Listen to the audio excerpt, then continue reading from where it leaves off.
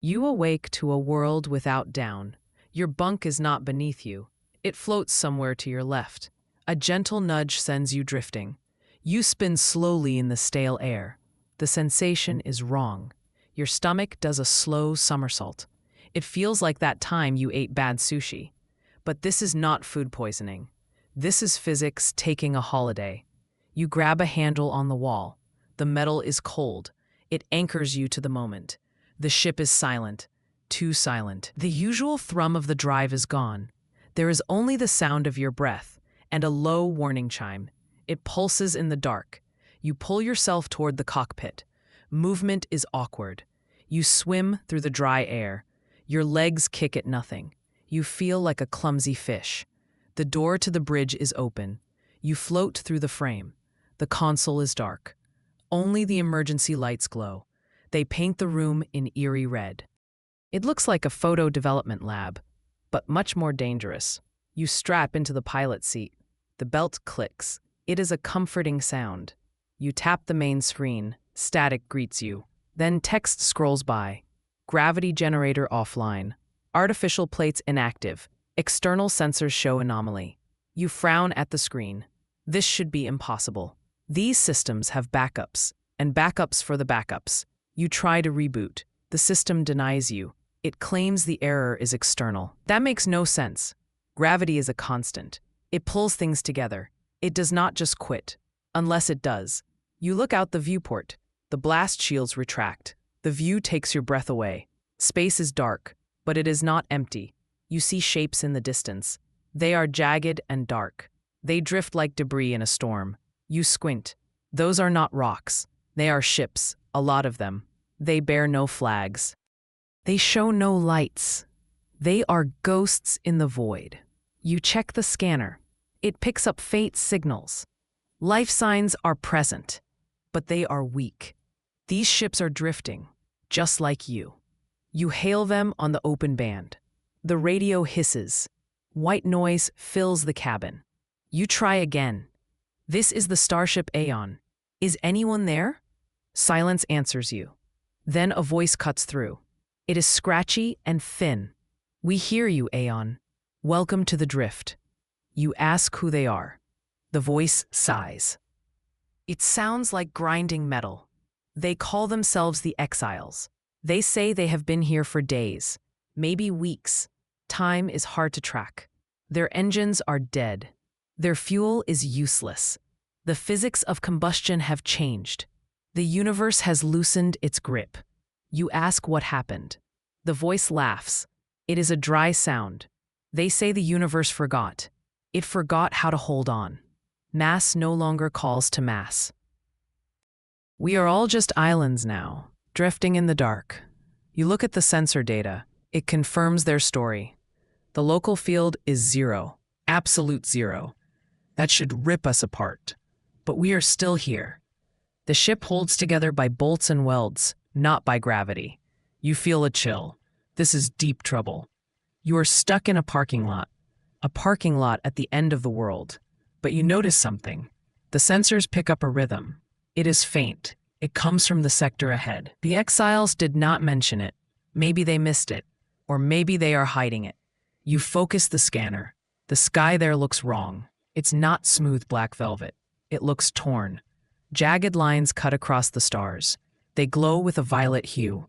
It looks like broken glass. The shards pulse. Thump. Thump. Like a heartbeat. A massive cosmic heart.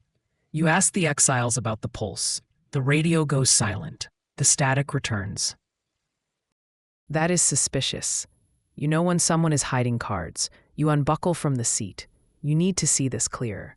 You float to the navigation deck. The map table is dead. You pull out a manual scope. You aim it at the tiers. The violet light is beautiful and terrifying.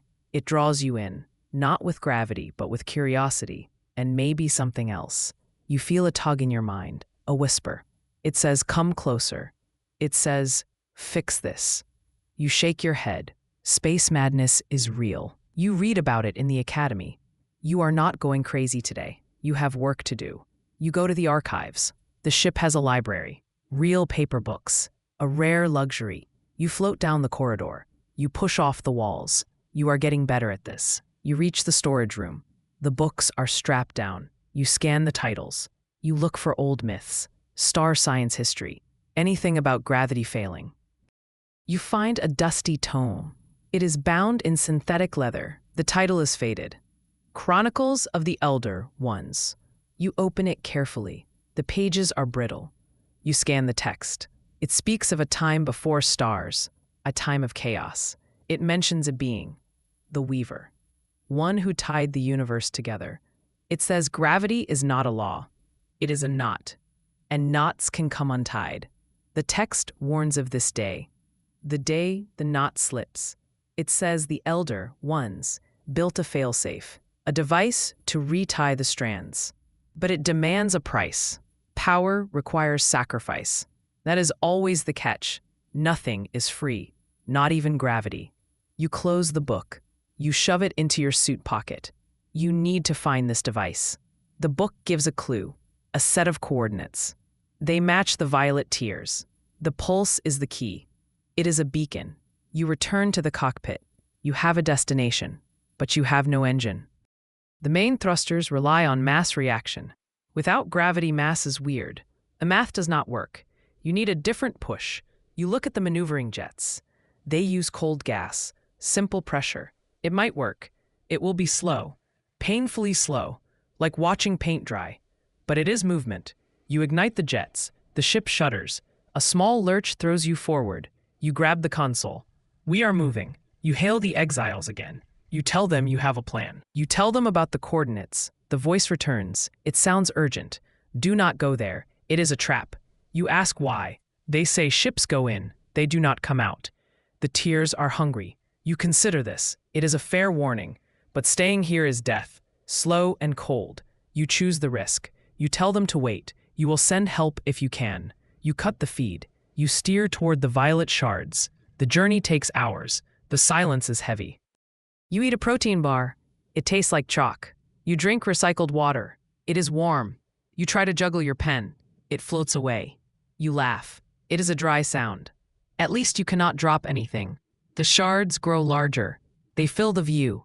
The light is intense. It hurts your eyes. You dim the glass. The sensors go wild. They scream warnings. Radiation, magnetic shear, spatial distortion. You ignore them. You see something in the center. A structure. It is ancient. It looks like polished obsidian. It floats between the tiers. It is the source of the pulse. You guide the ship closer. The cold gas jets sputter. The tank is running low. You have one shot at this. You aim for a docking port. It looks compatible, or close enough. You line up the crosshairs. You fire the last burst. The ship drifts in. Clang. The clamps lock. You let out a breath. You did not crash. That is a win. You grab your helmet. You check the seal. The airlock hisses. You float into the alien structure. The walls are dark. They hum with power. You follow the sound. It leads to a central chamber. The room is vast. It is a sphere. In the center floats an object. It is a core, a ball of swirling energy. It looks like a trapped storm. It pulses with the violet light. This is the forbidden engine. The text spoke of this. It defies known physics. It creates its own rules. You approach it. Your hair stands on end. Static electricity is high. You scan the controls. They are strange. Glyphs float in the air. Holograms of light. You recognize some. They match the book. You touch a glyph. The core flares. A deep sound vibrates your bones. It sounds like a cello. A very loud cello. The energy swirls faster. It seems happy to see you. But you are not alone. A shadow moves. You spin around. Another ship has docked. You did not hear it. A figure floats in the entry. They wear a patchwork suit. It is scarred and worn. They hold a weapon. It looks like a modified welder. Step away from the core, they say. You raise your hands. Slowly. You float near the ceiling. I am just looking, you say. The stranger lowers the weapon, slightly. They take off their helmet. It is a woman. Her face is tired. Her eyes are sharp. She introduces herself as Captain Vara. She leads a nomad crew. They hide in the nebula. She saw your approach. She thought you were a looter. You show her the book. You explain your mission. She looks at the ancient pages. Her eyes widen. She knows the legends. She has a piece of the puzzle too. She pulls out a map. It is etched on a metal plate. It shows the energy flows. It shows how to wake the core. We can fix this, she says, but we need to work together. You agree. Two heads are better than one, especially when the universe is breaking. She calls her crew. They enter the chamber. They look rough, but they move with purpose. They connect cables. They bypass circuits. You help with the code. The glyphs are tricky. They shift when you look away. Suddenly the room shakes. A red light flashes. The core is unstable. It is waking up too fast. It is like waking a bear with a trumpet. Not a good idea. Vara shouts orders. Her crew scrambles. You grab a stabilizer handle. The energy surges. Hold on, you yell. A vortex opens. It is right above the core. It sucks in the light. It pulls at your suit. You are dragged forward. The gravity here is real, and it is angry. The room spins. You lose your grip. You tumble into the light. The world dissolves. You fall through color. Blue, green, violent violet. You feel stretched, like taffy. Your radio screams static, then silence. You hit something hard. You bounce. You slide across a floor. You groan. You open your eyes. You are on your ship. But the ship is not where it was. You look outside. The stars are gone. The sky is a thick fog. It glows with soft light. Shapes move in the mist. They look like whales made of clouds. They swim through the void. Where are we? Vara asks. Her voice comes from your comms. She made it too. Her ship is linked to yours. The starborn void, you whisper. The book mentioned this. A place between places. A pocket of reality. The laws here are fluid. Light bends like water. Shadows are alive. You check the core. It is humming on your deck. You brought it with you, or it brought you here. It is glowing brighter. The cloud whales circle the ship. They seem curious. They sing a low note. It vibrates the hull. It is beautiful and haunting. A light appears in the fog. It is bright gold. It forms a shape. A council of figures. They are tall. They are made of pure light.